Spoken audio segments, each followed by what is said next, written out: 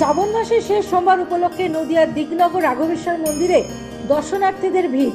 আর শ্রাবণ মাসের শেষ সোমবার অর্থাৎ নদিয়া জেলার এক ঐতিহ্যবাহী শিব মন্দির নদিয়া কৃষ্ণনগরের কাছে স্থাপিত দিকনগর রাঘবেশ্বর শিব মন্দির। গতকাল রাত থেকে লক্ষ লক্ষ মানুষ নদী থেকে জল তুলে এই মন্দিরে শিবের মাথায় জল ঢালতে এসেছেন। যদিও আজ সকাল থেকেও একইভাবে লক্ষ লক্ষ দর্শনার্থী ভোলানাথের দর্শন করতে আসে, পাশাপাশি বাবার মাথায় জল ঢালতে। তবে এখনো পর্যন্ত বহাল রয়েছে জল ঢালা। রাঘবেশ্বর মন্দিরে শিবের মাথায় জল ঢালতে আসা দর্শনার্থীরা বলছেন, সংসারের মঙ্গলের কামনায় তারা উপবাস থেকে শিবের ব্রত করেছেন। পাশাপাশি তারা এও বলছেন, সকল মানুষ যাতে ভালো থাকে সেই প্রার্থনা করেছি ভোলা মহেশ্বরের কাছে। অন্যদিকে মন্দির চত্বরে রয়েছে পুলিশের কড়া নিরাপত্তা, যাতে কোনো রকম অপ্রীতিকর ঘটনা না ঘটে সেদিকে কড়া নজর পুলিশের।